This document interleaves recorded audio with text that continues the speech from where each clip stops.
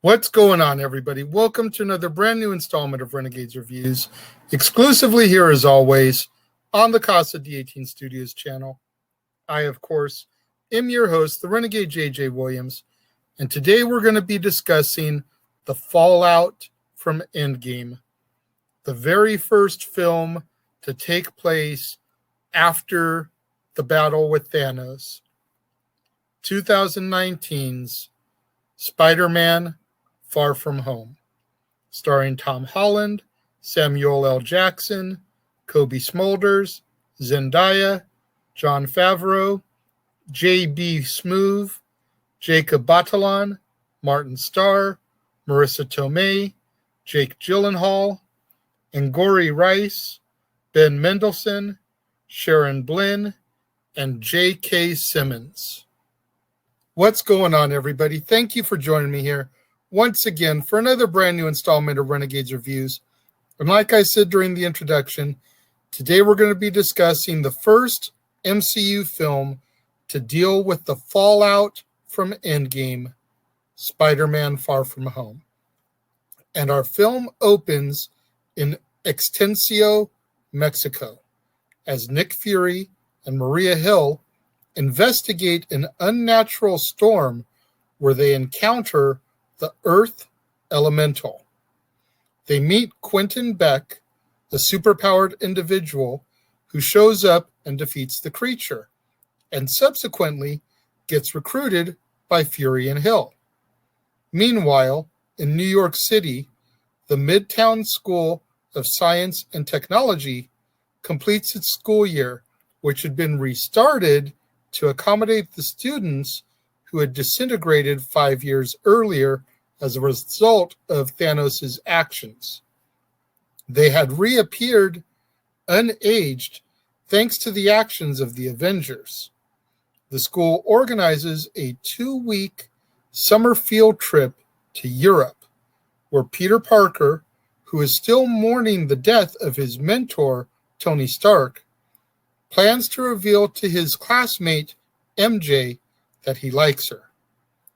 Happy Hogan informs Parker that Fury intends to contact him, but Peter ignores Fury's call. Peter and his classmates travel to Venice, Italy, where the water elemental attacks. Peter helps to protect his classmates, while Beck arrives and defeats the creature. Fury finally meets with Peter and gives him Tony Stark's glasses, which were designed for Iron Man's successor. The glasses enable Peter to communicate with and take command of the artificial intelligence Edith, which stands for Even Dead, I'm the Hero, which has access to Stark Industries databases and commands a large orbital weapon supply. Beck explains that he is from a parallel Earth, Earth 833, while Peter and everything that has happened within the MCU is Earth 616. Beck explains that in his Earth, the 4 elementals killed his family and destroyed his civilization. With only the fire elemental left to destroy, Beck predicts that it will attack Prague, which are the same dimensional coordinates as they were supposedly on his world. Peter declines Fury's invitation to join the fight, opting instead to return to his class's field trip. Nick Fury secretly changes the class's itinerary in order to divert the students to Prague. Once there, Peter is forced to help Beck fight the fire elemental to once again protect his friends. Beck manages to destroy the creature with Parker's help, and Fury and Hill invite Peter and Beck to Berlin in order to discuss the formation of a new superhero team. But Parker decides that Beck should go alone and transfers the control of Edith to him.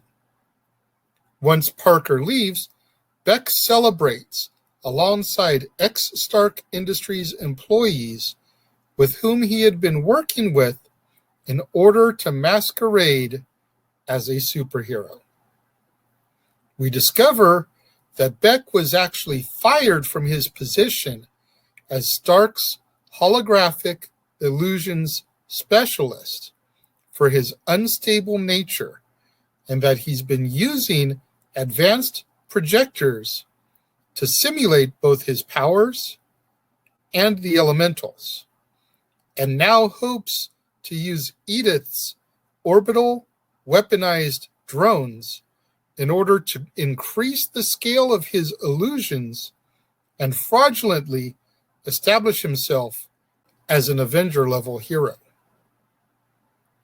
After MJ tells Peter that she knows that he is Spider-Man, they discover that a piece of debris that MJ retrieved during the battle with the fire elemental is a projector, which shows the air elemental, which leads them to realize Beck's deception.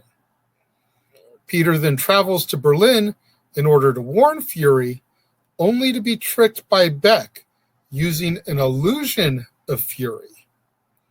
Peter unknowingly reveals the names of his friends who know about Beck's plan. Left for dead by Beck, Peter contacts Happy Hogan, who comes for him and flies him to London, where his classmates are.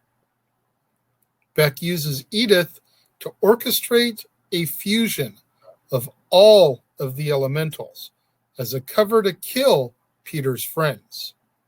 Spider-Man is able to disrupt the illusions, so Beck retaliates, attacking Peter with drones. Spider-Man is able to regain control of Edith and defeats Beck, who is hit by a misfired gunshot from one of the drones. Before he dies, Beck tells one of his associates to retrieve the data from the drones. And after returning to New York City, Peter begins a relationship with MJ. In our mid-credits scene, J. Jonah Jameson of thedailybugle.net broadcasts doctored footage of the London incident in which Beck frames Spider-Man for the drone attack as well as his death, and exposes Spider-Man's identity to the world, much to Peter's shock. And our post-credit scene reveals that Fury and Hill were really the Skrulls, Talos and Soren in disguise, under orders from the real Fury while he is away commanding a Skrull spaceship. This one was really interesting, as it's the only film to take place in the MCU that I had not seen yet. And I don't know why I had never seen it. It was really, really good. And if you remember the other day when we did Spider-Man Homecoming, I said that I wasn't really feeling Zendaya as MJ, and that I was going to wait to see how I felt with Far From Home before I got too much deeper in that. Zendaya redeemed herself here because I really liked where she took the character in this one, and kind of seeing the awkward love story begin to develop between her and Peter.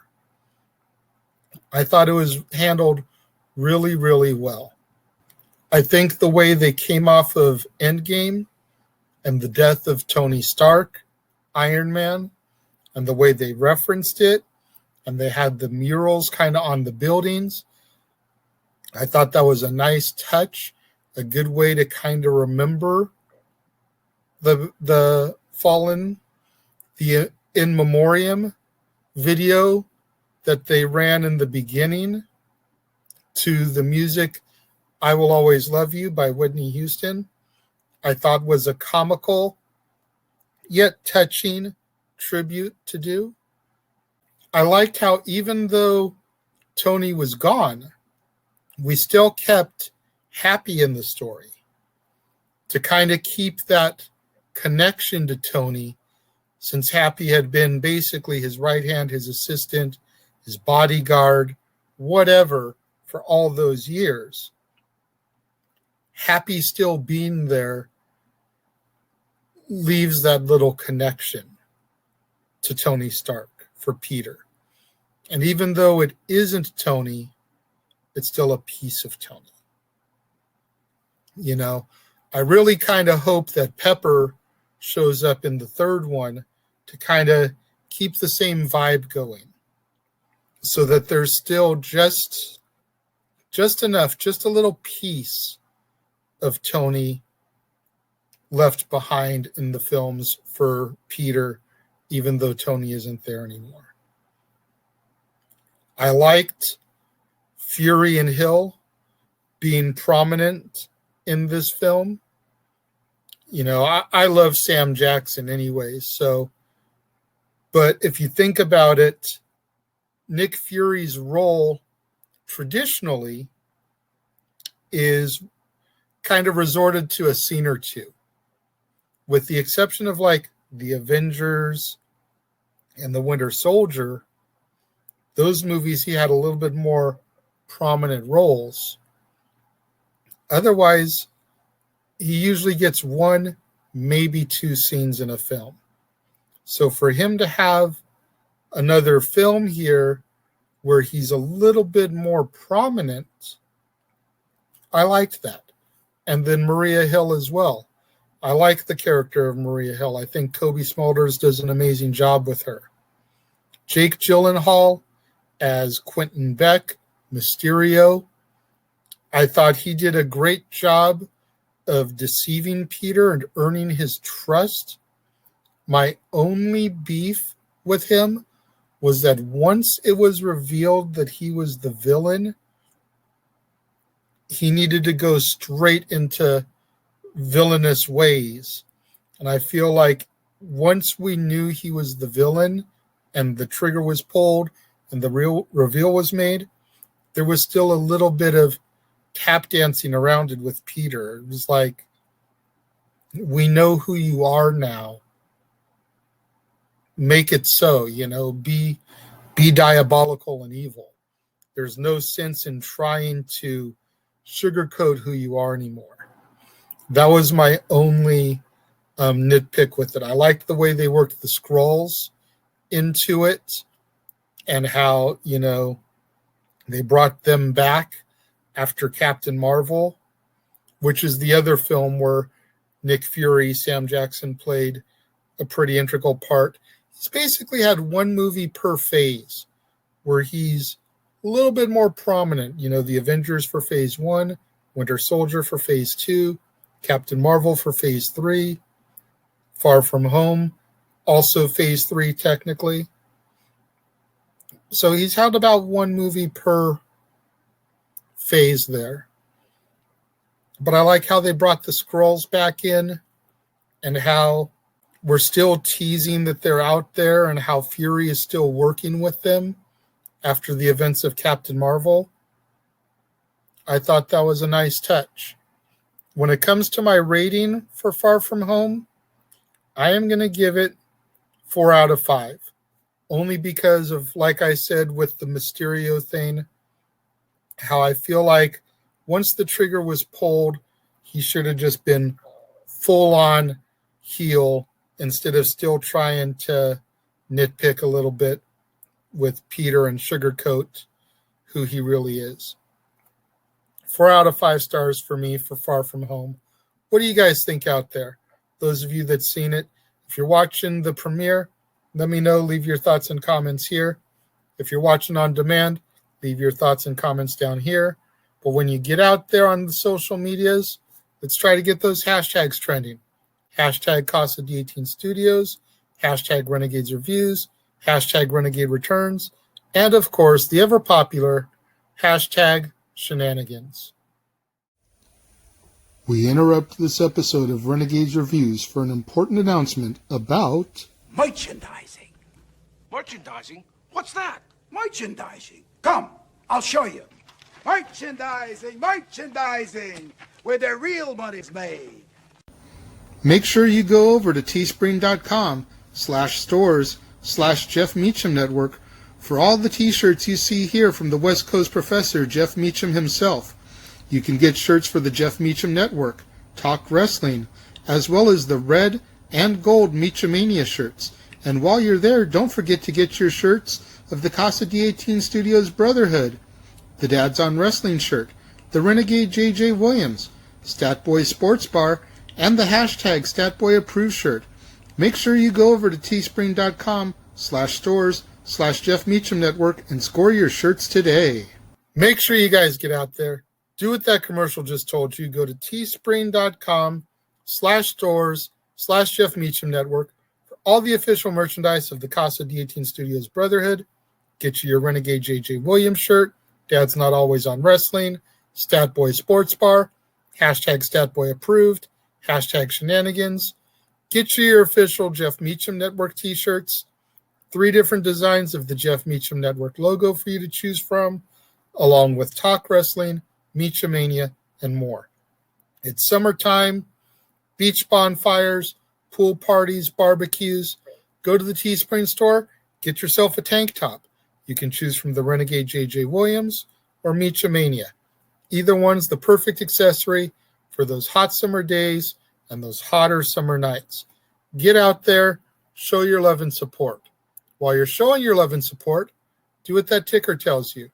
Do you enjoy my videos, my daily content? If so, go to that PayPal link, send me a few buck donation. Keep in mind, I'm not monetized yet, so the only way I'm going to make any money is if you out there go and do what that ticker tells you to do and send me a few dollars for a donation. You don't want to send money? That's cool. Go to the Linktree link that scrolls across the bottom of the screen there. Put that into the URL. Click on the link for my Amazon movie wish list, which I'm constantly updating. Grab a film for me. When it comes, I'll open it up live on Renegade Recap, just like I always do my movie mail segment. I'll give you guys a shout out. And likewise, when I factor it into one of my theme months and can sit down, watch it, review it, I'll give you guys another shout out. And I'll show you guys the same amount of love out there that you guys show me. Make sure you guys tune in tomorrow, right back here on the Casa D18 Studios channel for another brand new installment of Renegades Reviews, when we leave the MCU behind and talk about 3 of the less desirable movies that Marvel Comics has put out. And the first one of those we're going to discuss is 2003's Daredevil, starring Ben Affleck, Jennifer Garner, Michael Clark Duncan, Colin Farrell, Jon Favreau, Joe Pantoliano, David Keith, Eric Avari, Ellen Pompeo, and Coolio. You're not going to want to miss out tomorrow, right back here on the Casa D18 Studios channel, right back here on Renegades Reviews, when I discuss Daredevil. To all my loyal fans and viewers out there that tuned in for the premiere, leaving your thoughts and comments over here, thank you very much. I greatly appreciate it. Likewise, to all my loyal fans and viewers out there, tuning in a little bit later in the day, watching on demand, leaving your thoughts and comments down here. Thank you very much. I greatly appreciate it. I appreciate each and every one of my loyal fans and viewers that tune in on a regular basis. Thank you very much for watching, and I will see you guys next time.